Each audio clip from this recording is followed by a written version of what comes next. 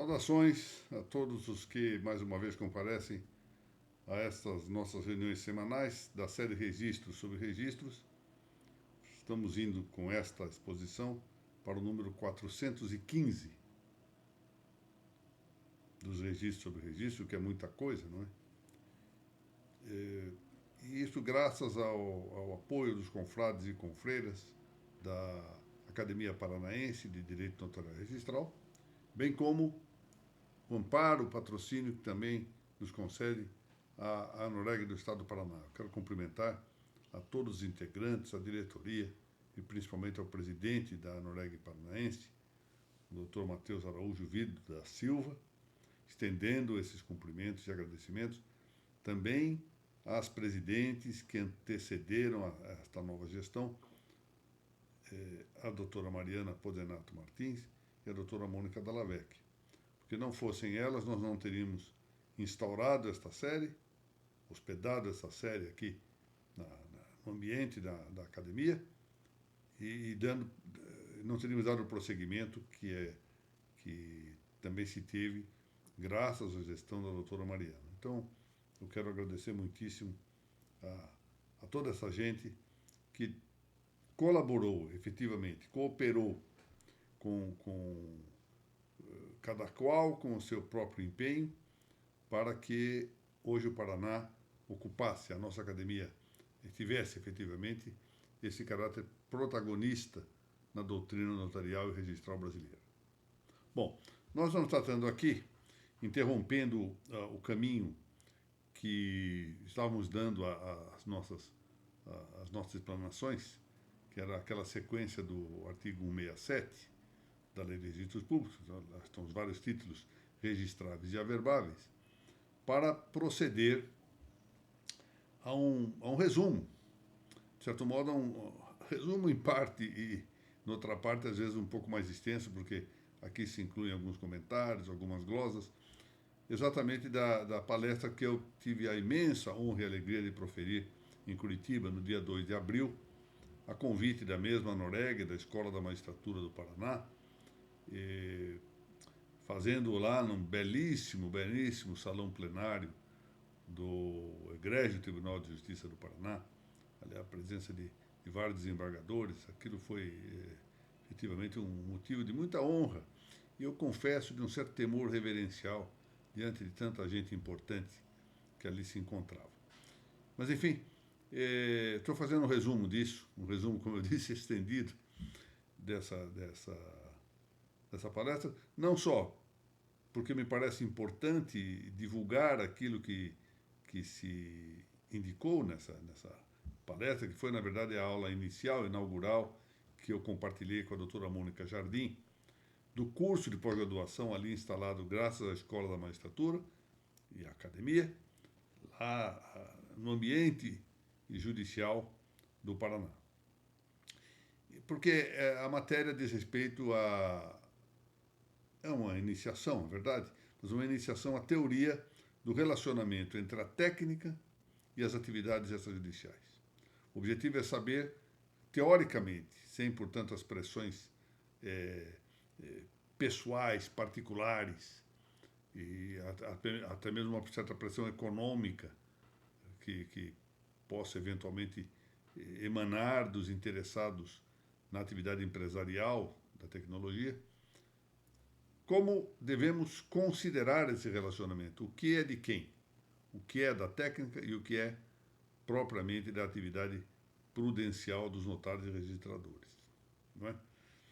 E esse é um dos motivos, a importância, o relevo que me parece presente nessa matéria. Mas havia uma outra questão circunstancial. No momento em que essa aula estiver indo ao ar, essa exposição estiver indo ao ar, eu devo estar na Espanha, porque vou para lá proferir uma palestra em um congresso. Então, me pareceu melhor deixar gravadas essas aulas, exatamente aproveitando esse interregno. Bom, o que nós estávamos vendo ultimamente eram os chamados sujeitos do saber técnico e do saber das atividades extrajudiciais, e ali eu chamei a atenção, esse foi o ponto que me pareceu importante, não só para o sujeito, que afinal de contas é um sujeito só, o entendimento, o intelecto. Mas o entendimento, o intelecto, sujeito ao que eu designei, um tanto impropriamente, um tanto metaforicamente, de lugares diversos, onde se encontram os hábitos ou as virtudes correspondentes, de um lado, à técnica, que é próprio da virtude da arte, e, de outro lado, aos demais saberes próprios do registro, que também tem um saber técnico. Há um saber técnico do registro, que é objeto do hábito da arte. A arte aqui, nós vamos ver adiante, tem um sentido mais amplo do que habitualmente nós concedemos a esta expressão. Quase sempre, quando nos referimos à arte, pensamos nas belas artes, não é? No aspecto estético. Aqui não. Aqui o hábito da arte, como é adequado, conceitualmente adequado, abrange tanto o saber útil, que é dirigido propriamente à técnica, quanto o saber do belo, que é próprio da estética. Não é? Mas depois eu mencionei que os demais saberes extrajudiciais, ou seja, o saber filosófico das notas dos registros, o saber científico das notas dos registros e também o saber prudencial das notas dos registros, são objeto de outras virtudes.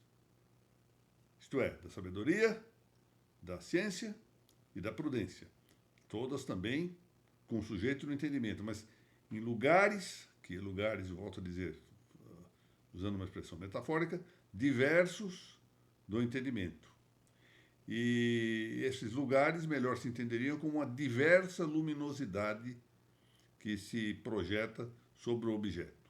Bom, feita essa observação, eu terminei a exposição anterior salientando que é claro que nós poderíamos pensar que seria muito bom que todos os notários registradores tivessem saber científico das notas e dos registros, até mesmo saber filosófico, próprio da sabedoria, mas isso não é o fundamental para eles.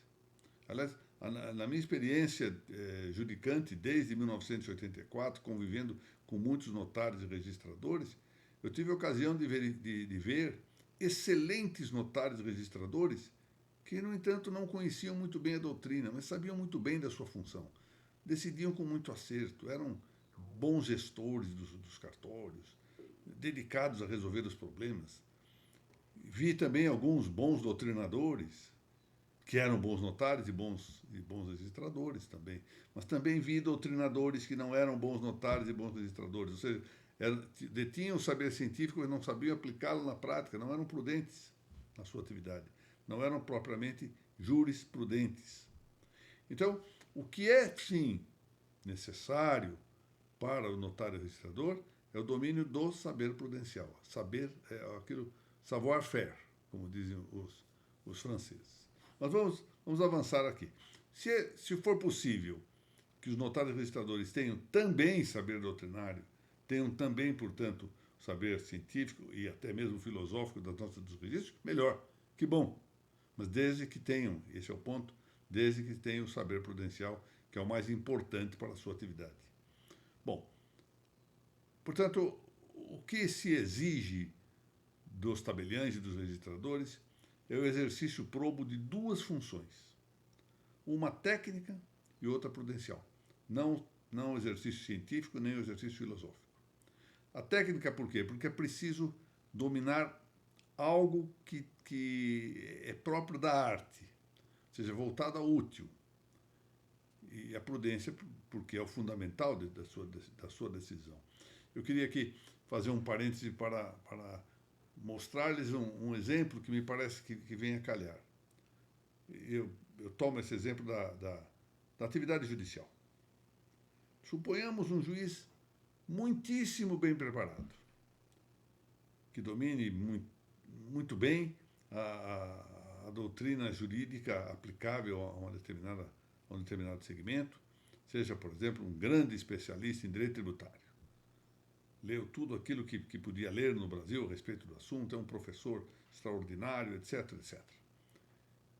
E na hora de elaborar a sua sentença, um caso muito difícil, elabora com muita fundamentação, com muita articulação, baixa toda a biblioteca, E, ao final, entrega a sua sentença, ela é publicada, e só depois vem o escrivão do feito, que não tem nenhuma formação doutrinária a esse nível do juiz, e diz assim: doutor, o senhor esqueceu de colocar a parte dispositiva. O senhor não disse se julgava procedente ou improcedente a ação. É verdade. O que foi isso? Um erro técnico. Não foi um erro doutrinário, um erro técnico. Ou seja, então, é preciso que haja essas duas coisas, saber técnico e o saber doutrinário.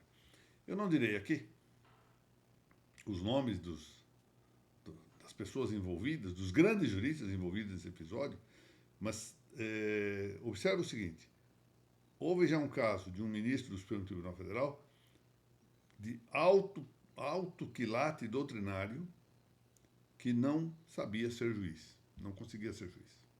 E não foi bem como ministro. Coisa muito antiga. Por outro lado, houve aqui em São Paulo um desembargador que também, doutrinariamente, esse foi meu amigo, muito meu amigo, doutrinariamente, dos melhores que havia no Brasil. E que não sabia ser juiz também. Tinha grave dificuldade para julgar. Lembro-me que uma pessoa da família dele certa vez me confidenciou isso. O fulano é notável em tudo, é um dos maiores do Brasil, sem dúvida. Uma coisa ele não sabe ser juiz. Eu não conseguia, esse é um problema específico da função. Então, aqui é preciso essa duplicidade, não basta a doutrina. A probidade que se exige do tabelião e do registrador diz respeito a duas funções: a técnica e a prudencial. A doutrinária, se houver, ótimo, melhor para ele, desde que ele cumpra essas duas.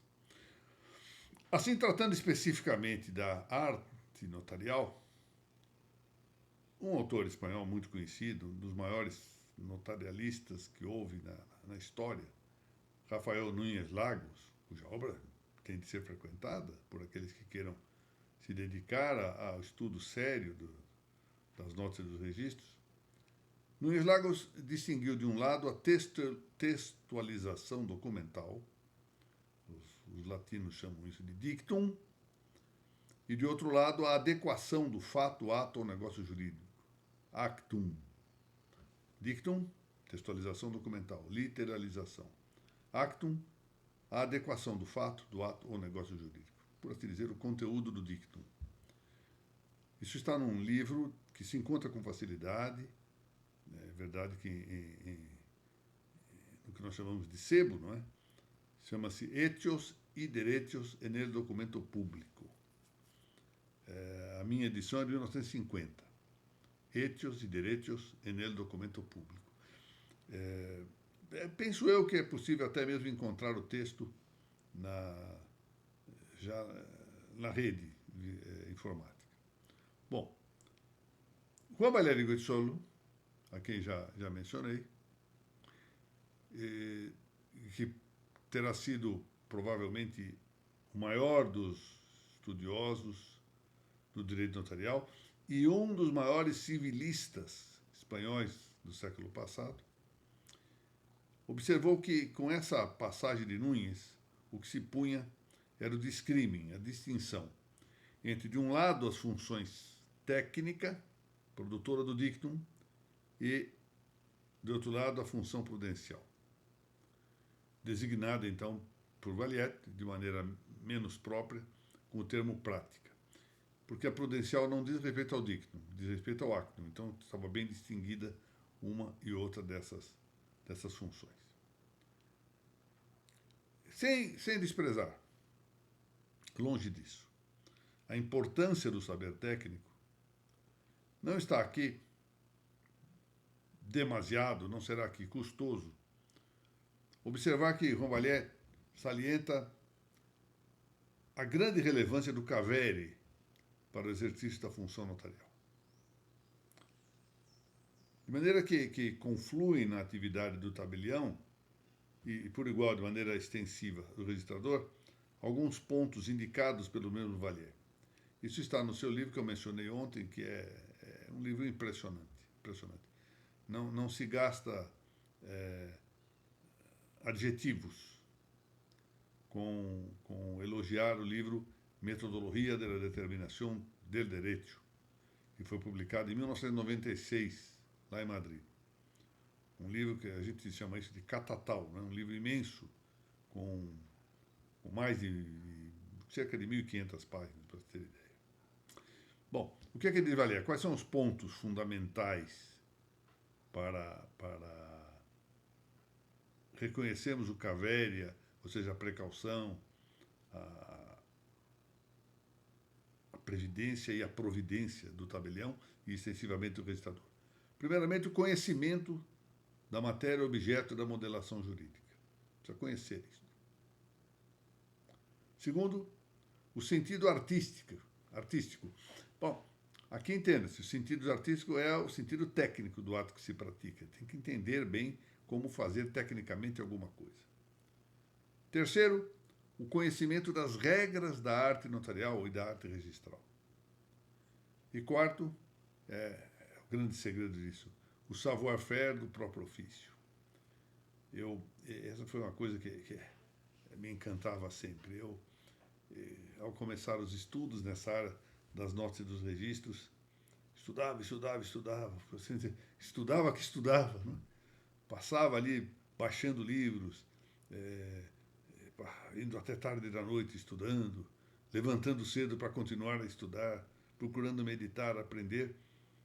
E quando eu achava que estava bem teoricamente, ia a algum cartório, indagava, e esses registradores experientes ou notários experientes me davam uma resposta em uma linha que sintetizava tudo aquilo que eu havia estudado. Eles dominavam o savoir-faire do próprio ofício. Talvez não tivessem lido os livros que eu li, mas eles sabiam aquilo. Sabiam por um saber de arte, pelo saber experienciado, por um saber de vida, aquilo que eu sabia por ter lido nos outros. O saber deles era muito melhor do que o meu. Eu procurava era entender como eles conseguiam, pela experiência do passado, chegar ao ponto que chegaram. E eu tinha que suprir tudo isso, sem essa mesma experiência, lendo o que outros haviam meditado. Isso era o domínio do savoir-faire do próprio ofício. Bom, quando se fala em arte notarial, ars notarii, aqui deve ter-se em conta a sua significação como própria e principalmente de uma operação. Operação de agir. O agere latino. Agere latino. E o agere latino, nesse sentido, nesse âmbito da arte jurídica, esse agere está destinado a determinar o que é justo e bom. A expressão que vem lá do direito romano, quod bonum et equum est. Quod bonum et equum est. Ou seja, o que é bom e justo. Ou seja, trata-se da ars boni et equi, ou seja, a arte do bom e do equitativo, que já foi referida, e é muito famosa essa referência, pelo jurisconsulto romano Celso. Ars boni et equi. O direito é ars boni et equi, ou seja, a arte do bom e do justo, do equitativo, a justiça em sentido concreto.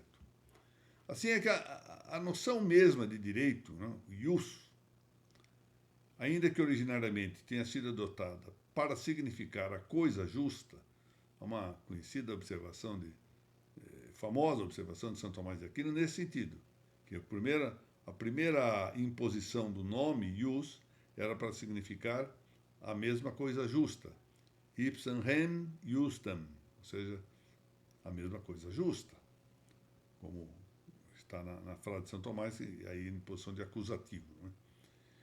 Bom, essa ideia estende-se à arte de conhecer o justo, ou seja, a coisa justa, o primeiro sentido de uso, depois se estende à arte de conhecer o justo. Uma coisa era ser o justo, outra era conhecer o justo. E de maneira que a mesma palavra que se utilizou para o ser justo, se utilizou também para conhecer o que é justos, conhecer o justo. Então agora já se toma a arte como algo relativo não ao bem deleitável, não ao bem útil, mas ao bem honesto. Quer dizer, ao bem caracterizado moralmente, como que nos leva à ideia da arte, neste passo, como a equidade relativa ao bem devido a outrem. Então, podemos repetir aqui. Os saberes técnico, de um lado, e prudencial, de outro lado, que ambos reclamados são das atividades dos tabeliães e registradores, são objeto de 2 dos 5 hábitos intelectuais. Bom, aqui vale uma pequeno parênteses. Ou seja, alguns podem objetar que haveria 6 hábitos intelectuais e não 5. Os hábitos intelectuais normalmente são indicados como 5. Intellectus principiorum, aí arte, prudência, ciência e sabedoria. E alguns incluem, e a meu ver, tem uma justificativa para isso, podemos disputar se está bem ou não, a sindérese. Porque a sindérese, efetivamente, é algo distinto do intellectus principiorum. Mas esses que sustentam essa distinção têm contra si a opinião de outros, também valiosa, também razoável, de que a sindérese é apenas um desdobramento, uma expansão do intellectus principiorum, uma especialização do intellectus principiorum. Nós não temos que entrar a adotar a posição num sentido ou no outro, porque basta-nos aqui considerar 2 outros hábitos intelectuais. A arte e a prudência, basta-nos esse. Então, a técnica está sujeita, ou seja, objeto da virtude da arte, vamos reiterar isso, e a prudência, o próprio nome está dizendo, é objeto da virtude também designada como prudência. E daí, então, deixaremos para adiante um mais pontual exame da virtude da arte. Agora, o que nós vamos tratar é indicar a diferença entre a virtude da arte, cujo objeto é a técnica, e o hábito da prudência, cujo objeto é a ação voltada ao bem, ou mais exatamente o saber prudencial, se quisermos dizer de outro modo, e distinguir uma da outra.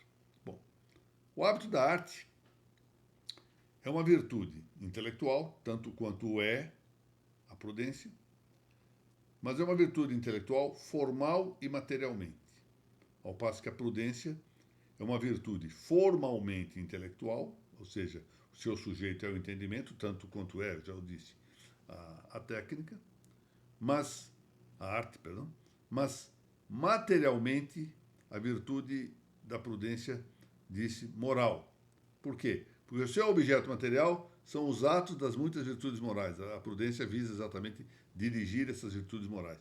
Por isso, ela, embora seja formalmente intelectual, é materialmente moral, coisa que a arte não é. A arte é formal e materialmente intelectual.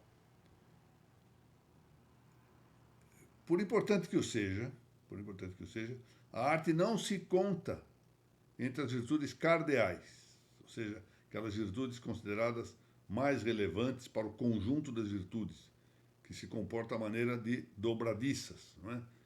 Daí a palavra cardeal significa, vem de cardo, que é a dobradiça de uma porta. Diversamente, a prudência é uma virtude cardeal e é, entre as cardeais, a mais importante delas.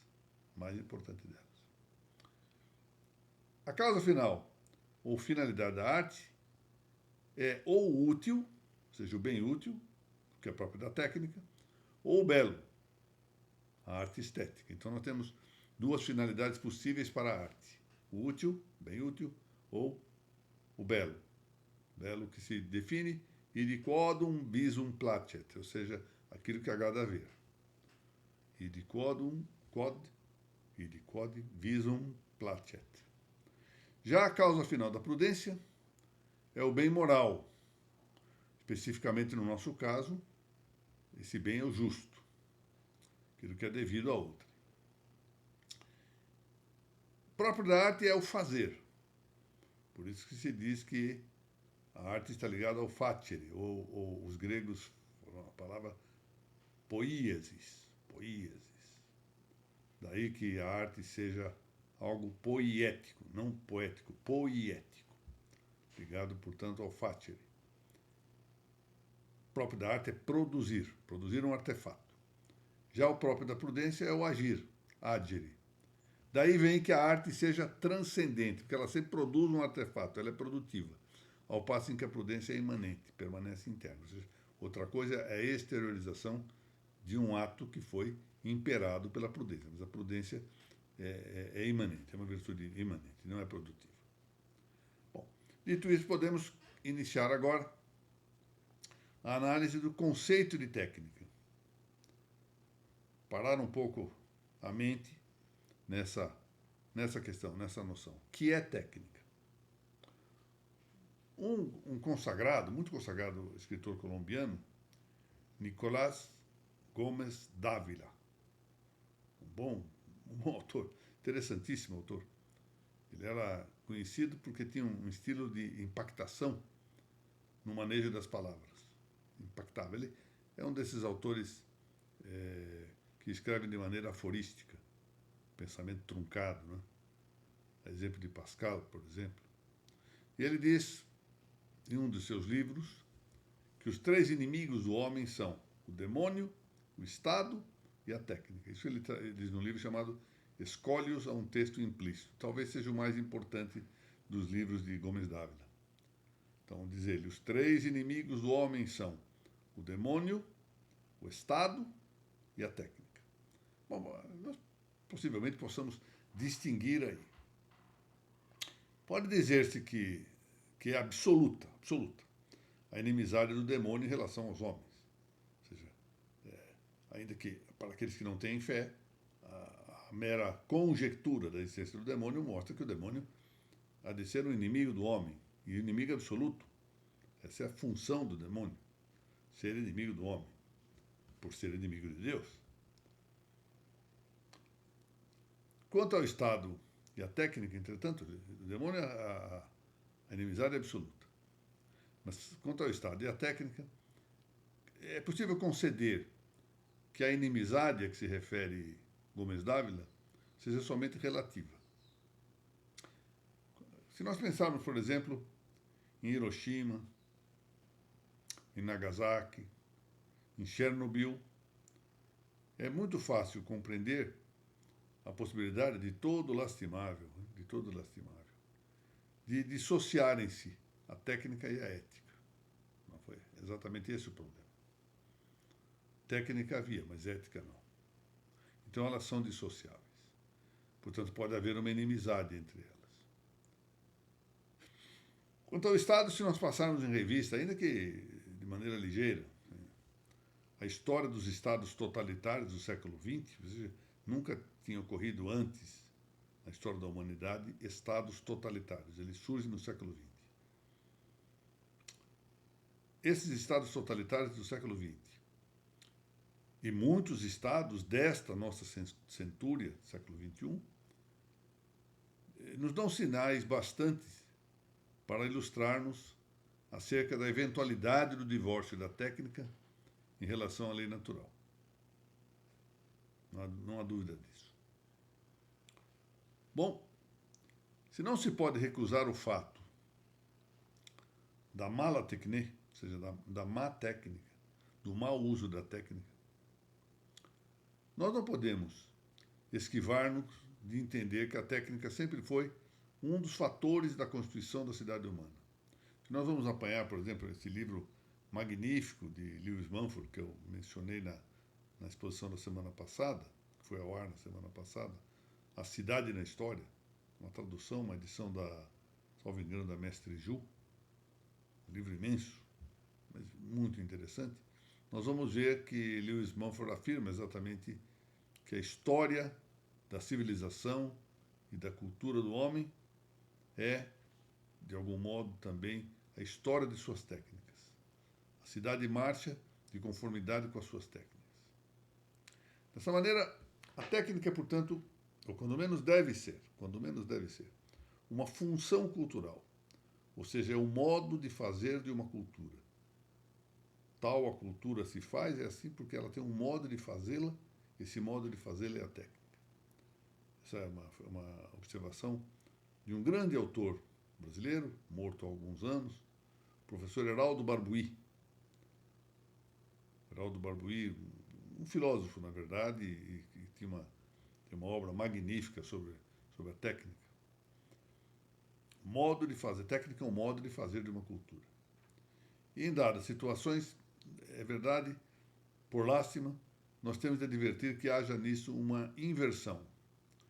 Quando, em vez de a técnica ser uma função cultural, a cultura é que passa a ser uma função da técnica. Ou seja, a cultura torna-se um modo de ser ditado, imposto pela técnica. A esse propósito, temos aqui em conta uma observação feita por este grande pensador búlgaro, que foi Tzvetan Todorov. Tzvetan Todorov foi um importante filósofo contemporâneo que viveu parte de sua vida sob o regime comunista búlgaro. Então, ele chama a atenção para o fato de que essa inversão do relacionamento entre técnica e cultura faz com que a técnica passe a ser dirigida à produção de efeitos de engenharia social. Por isso, dizer que a arte, aqui se refere também à técnica, ou seja, a técnica e as belas artes, põe-se nos regimes políticos totalitários a serviço de um projeto que ele chama de projeto utópico, qual seja o da fabricação de uma sociedade inteiramente nova e de um homem novo. Isso chama alteração, portanto, do papel da técnica. Já para concluir essa nossa exposição, podemos dizer que é interpelante de fato, pensar que a técnica foi uma invenção da cidade dos homens. Ou seja, uma descoberta dos descendentes de Caim. Teríamos de pensar realmente até que ponto isto corresponde a algo, a um significado religioso, a algo que nos quis dizer, para os que têm fé, que nos quis dizer o testemunho de Deus, a história de Deus, ou seja, a ideia de que a história é, na verdade, um romance, como diziam alguns historiadores, um romance, a história dos homens é um romance escrito por Deus. Mas o fato é que a cítara e a flauta, talvez a harpa também, foram invenções de Jubal. As primeiras ferramentas cortantes, feitas de cobre e ferro, foram produzidas por Tubal-Caim. Isso está no livro do Gênesis. Jubal e Tubal-Caim, que eu acabo de mencionar, eram filhos de Lameque. E esse Lameque era alguém da 6ª geração da linha de Caim, portanto descendia de Caim. Por isso que se diz que estavam, na linguagem agostiniana, eram integrantes da cidade dos homens. Alguns autores veem nessa origem caimita da técnica a indicação de que nem sempre o progresso material marcha em conjunto com o progresso religioso ou ético. Porque essa origem da técnica parece avisar o risco de uma cultura da soberba humana. Bom, nós vamos parar por aqui, vamos deixar a continuidade na próxima semana e devo gravar ainda hoje a continuidade para já temos a gravação disponível e assim possamos manter os 30 minutos a que habitualmente nos dedicamos para cada uma dessas exposições. Já passamos um pouquinho, mas normalmente esse é o tempo. Muito obrigado a todos.